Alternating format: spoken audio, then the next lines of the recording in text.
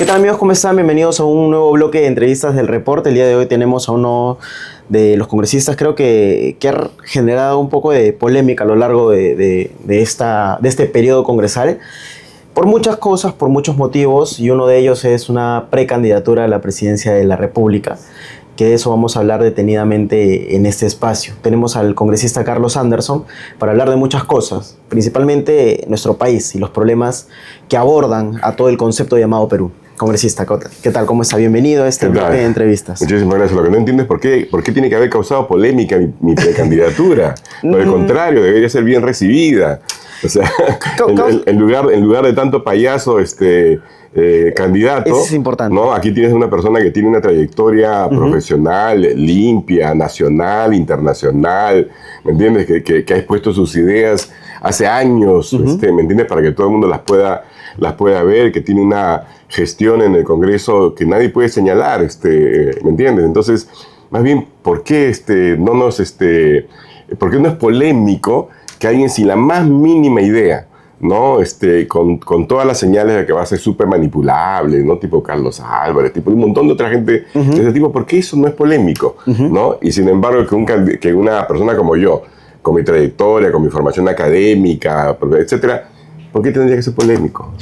Vamos un poco para este tema. Mencionó algo interesante. ¿Por qué no personajes que pueden ser manipulados no son polémicos? Tipo Dina Boluarte, por ejemplo. Exacto. Quiero abordar el tema de la presidenta de la República. Vemos que el país sigue enfrascado en esta crisis que nos viene arrastrando ya bastante tiempo. Una autocrisis autogenerada, básicamente, ¿no?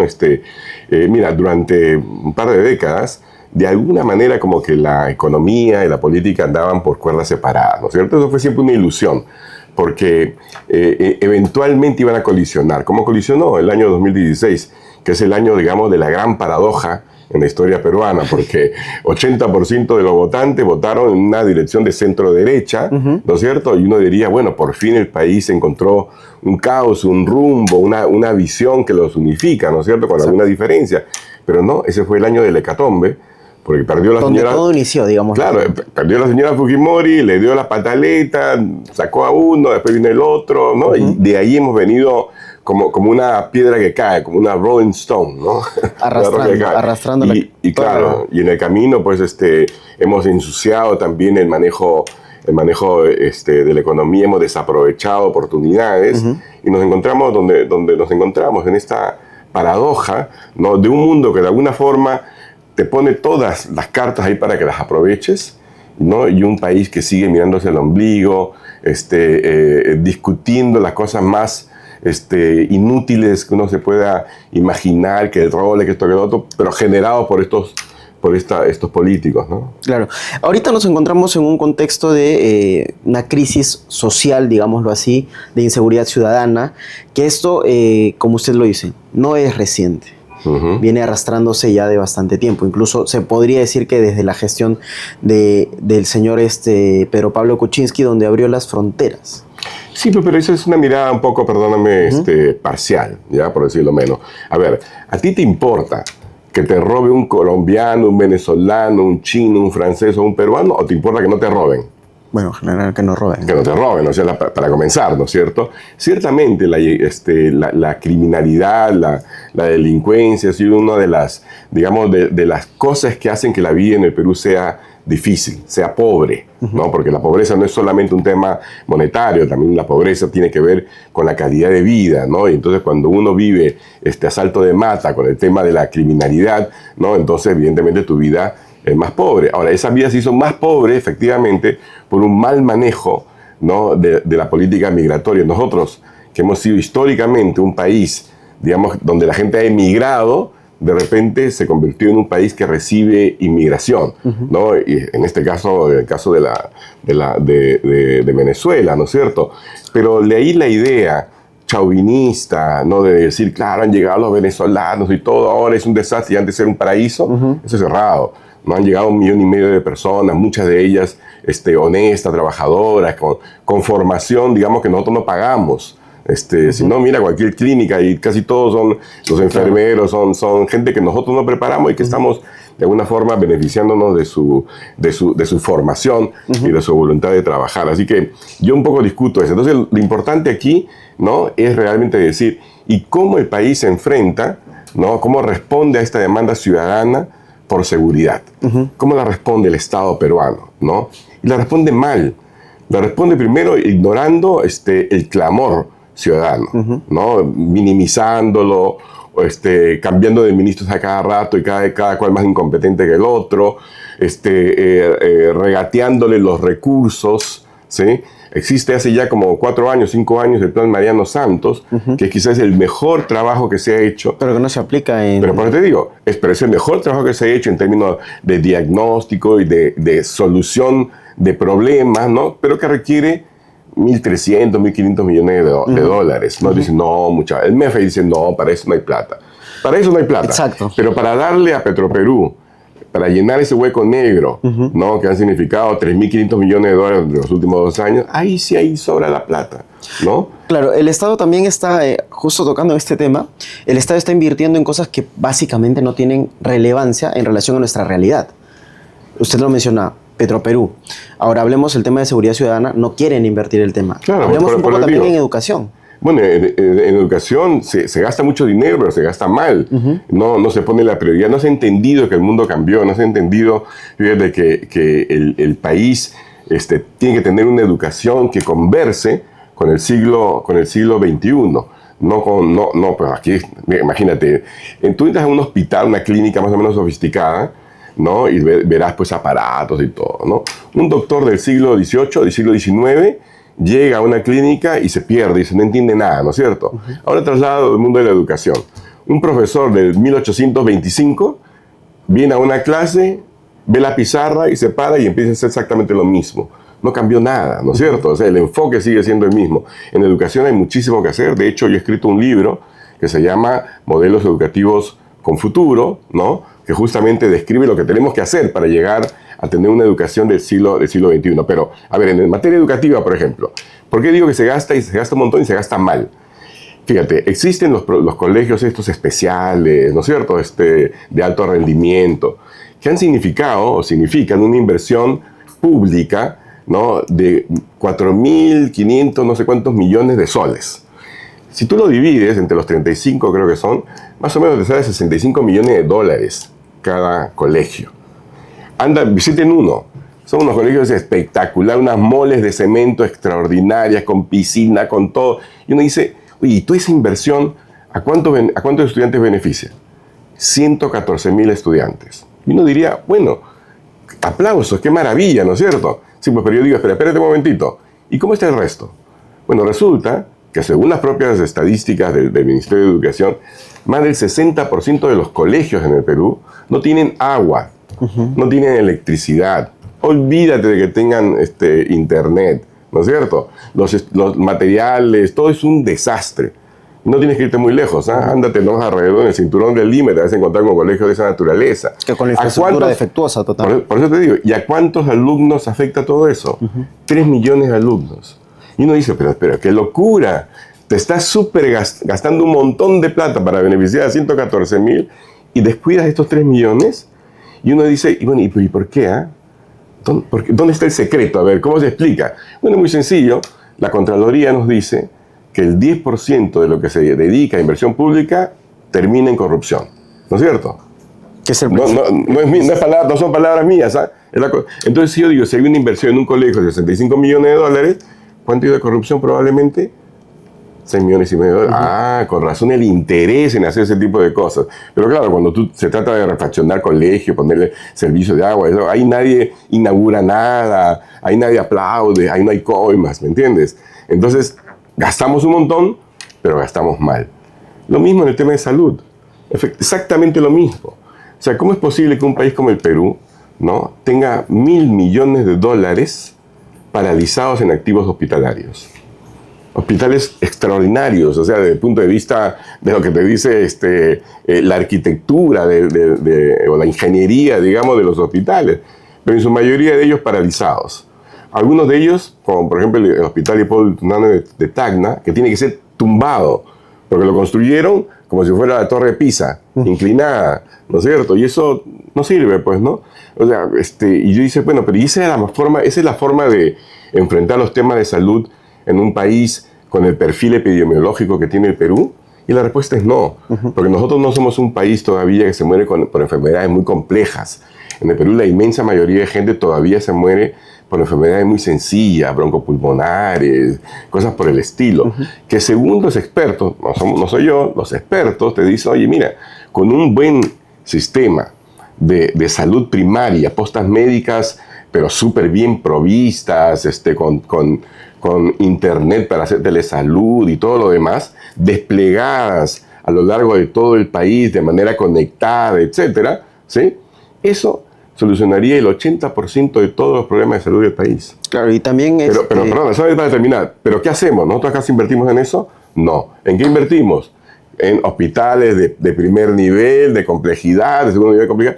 Y si tú dices, bueno, y digamos que todo fuera bien, que no quedaran paralizados como han quedado estos 13 o 14 hospitales regionales, y estuvieran todos listos. ¿Tenemos los especialistas? No tenemos. ¿Tenemos los enfermeros? ¿Enfermeras? No tenemos. ¿Tenemos los gerentes de salud? No los tenemos. Entonces, es una locura realmente. A eso quería entrar, el tema de los especialistas, la gente que debería estar capacitada para hacer funcionar tanto el sistema educativo como el sistema de salud, y también hablemos un poco del sistema de seguridad de nuestro país. ¿Qué tanto se puede mejorar de acá a un futuro? Porque vemos que ahora, en la actualidad, estamos en una etapa que deja mucho que desear. Sí, claro. Lo que acabo de decir, por ejemplo, se soluciona de una manera relativamente fácil, ¿no? El Ministerio de Educación no tiene por qué hacer colegios, ni mandar a hacer colegios. El Ministerio de Salud no tiene por qué mandar a hacer ni hacer hospitales. Lo que tiene que hacer el Ministerio de Educación es hacer política educativa. El Ministerio de Salud, política de salud. Y lo que tiene que ver con construcción, etcétera, tiene que ir a un Ministerio de Infraestructura y Obra Pública, especializado, con controles, con el estado del arte, ¿me entiendes? Esa es la forma de organizarse modernamente. Y no como lo tenemos hoy en día, que digamos los recursos están parcelados, nadie habla con nadie, cada ministro es dueño de su cartera, no hay una visión de desarrollo nacional ni nada por el estilo. En una eventual gestión suya como presidente de la República, ¿qué cosas podrían mejorar con respecto a la actualidad de nuestro país? Bueno, yo espero que todo. Te estoy dando un diagnóstico, no para caerme en el diagnóstico, sino porque efectivamente tenemos ideas claras, ¿no?, que parten de la observación de lo que sucede en el mundo, porque eso también es importante. Mira, por ejemplo, el Estado peruano. El Estado peruano se atropella para cualquier cosa. Tú necesitas un papel por aquí, el otro papel por acá, el otro, ¿no es cierto? Una burocracia alucinante, llena de gente muy, pero muy mediocre, ¿no?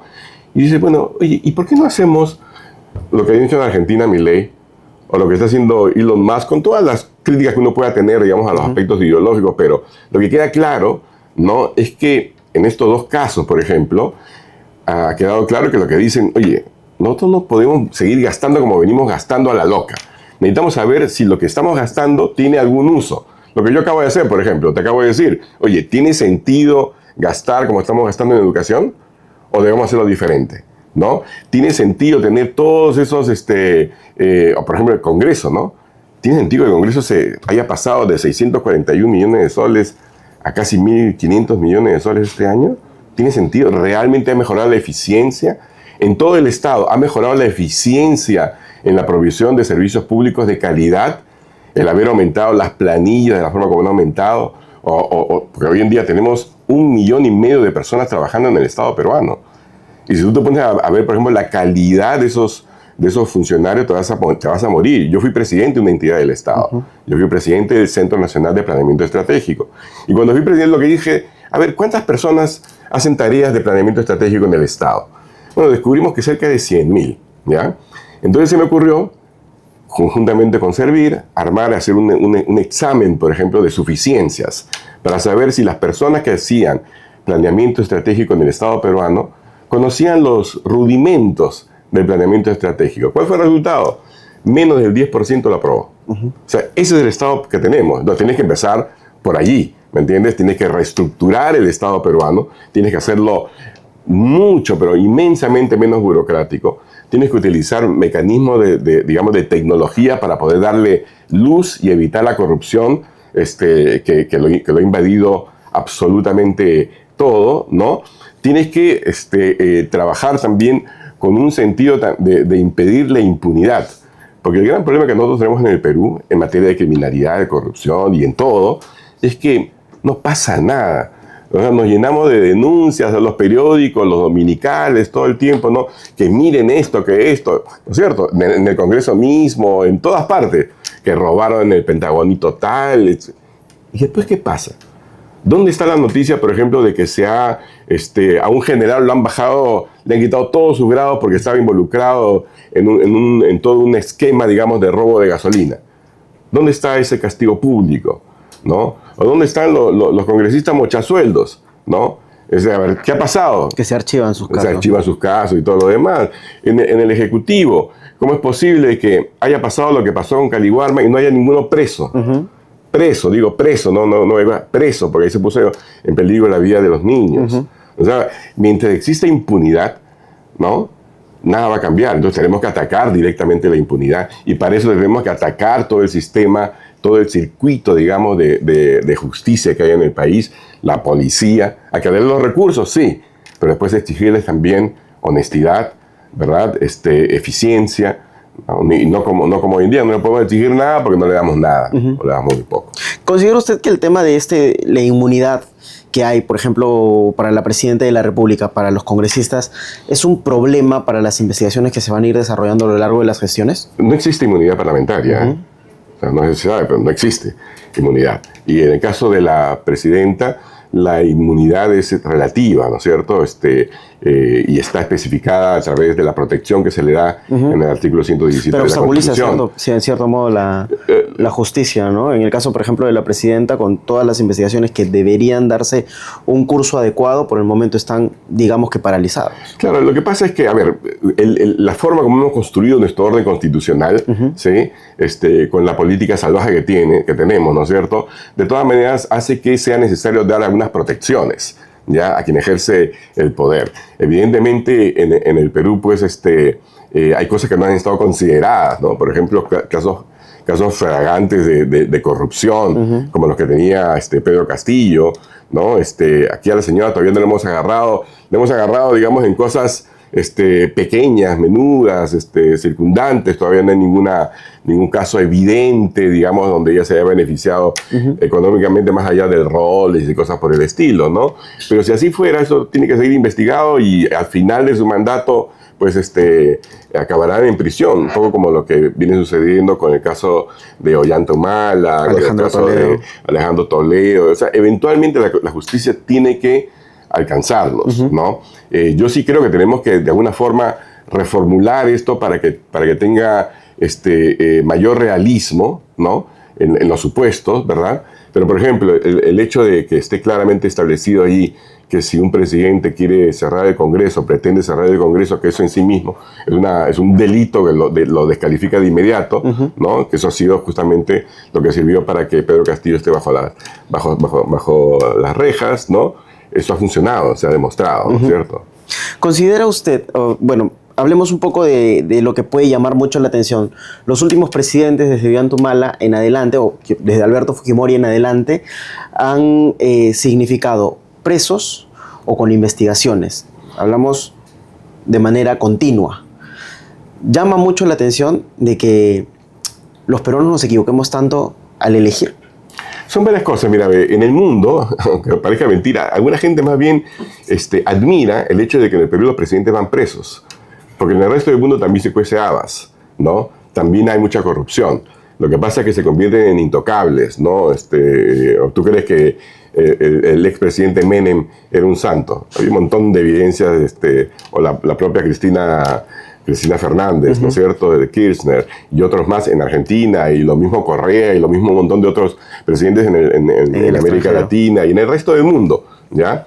Entonces, más bien es un hecho positivo de que en el Perú se haya demostrado de que el haber ejercido la máxima autoridad no te exceptúa de tener que enfrentar la justicia en el momento que tengas que enfrentarla, ¿no? Ahora, ciertamente en el Perú elegimos muy mal. Y elegimos muy mal porque el sistema ha estado organizado tan bien, ¿no? Para que la oferta que se le dé sea mala. Los medios de comunicación creo que han jugado un papel a veces nocivo en ese sentido porque hacen lo que, seguramente tú has estudiado esto en comunicación, se conoce como el framing, ¿no? Cuando van encauzando la discusión en un determinado, hacia un determinado punto, ¿no es cierto? Entonces, por ejemplo, como te decía, ¿no? En mi caso a mí me da un poco de risa porque como yo conozco estos temas, también veo lo que está detrás, ¿no? Cada vez que, por ejemplo, el Trome tiene una publicación todos los domingos, ¿ya? Donde le pregunta a diferentes actores, ¿no? ¿Quiénes son los presidenciables? ¿Qué piensan de los presidenciables, ¿no? A mí me da risa porque siempre ponen, bueno, no pueden decir muchas cosas malas de mí, ¿no? Dicen, y Anderson, dicen, buen economista. O sea, economista, ¿no?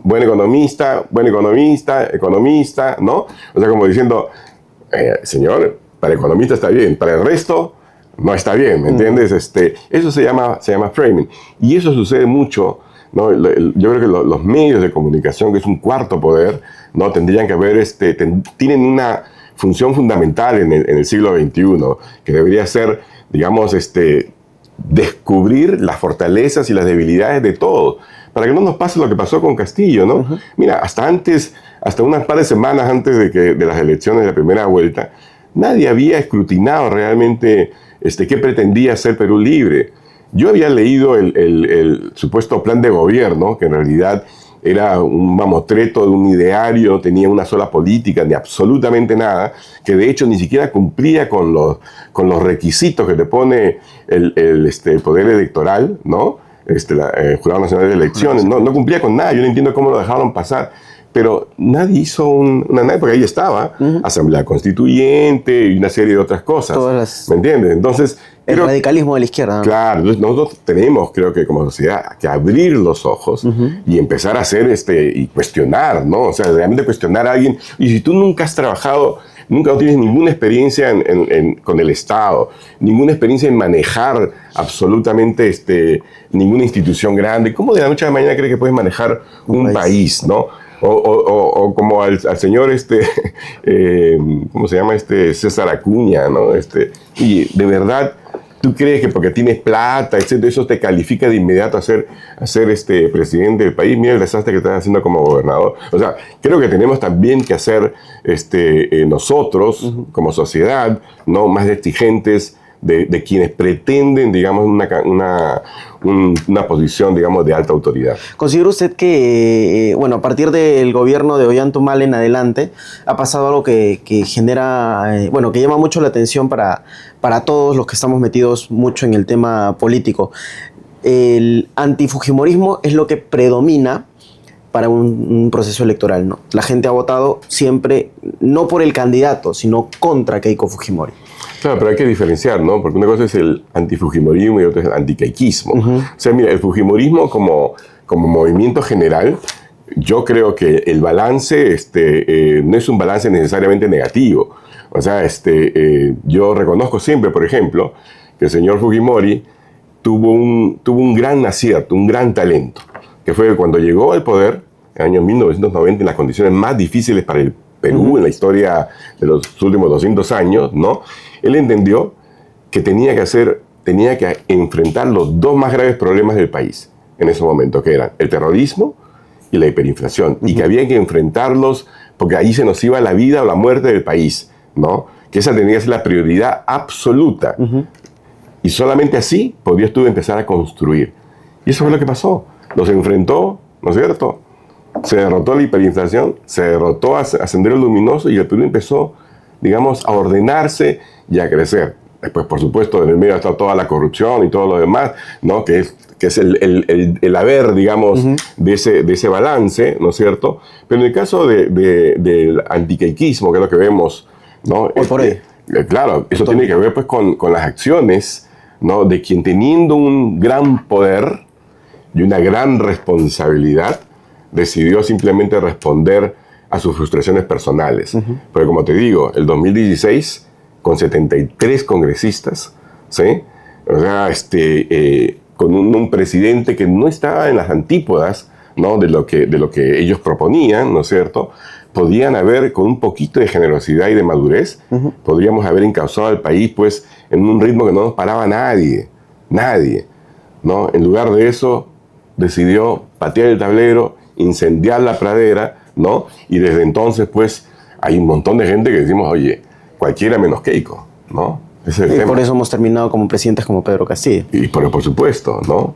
Claro, y algo también que llama mucho la atención es que de cara al 2026 hay una oferta grandísima de partidos políticos que se ¿Te van a parece que presentar. son grandísimas de partidos políticos? Mira, hay muchos logos, pero en realidad todavía los partidos políticos siguen siendo, ¿qué te digo?, una medio fantasía en el Perú. Porque no hay No hay un proyectos- candidato en específico tampoco. no hay proyectos primero de carácter ideológico. El papel de los partidos políticos ha cambiado de manera sustantiva, no solamente en el Perú. Hay una crisis de las democracias en el mundo y hay una crisis de los partidos en el mundo. Y la razón principal tiene que ver justamente con el tema de la tecnología. ¿Tú alguna vez has ido a discutir sobre política en un comité partidario? No, en partido. ¿Conoces a alguien que lo haya hecho de tu generación? A nadie. Nadie. Porque hoy en día los partidos políticos que antes tenían el monopolio ya de la conversación entre la ciudadanía y los esquemas de gobierno ya no tienen ese papel. Ese papel lo tienen hoy en día los medios de comunicación y lo tienen sobre todo las redes, ¿no? Entonces la gente discute en las redes donde se da la gran batalla política, ¿me entiendes? Entonces, desde esa perspectiva, los partidos han perdido significado, ¿ok?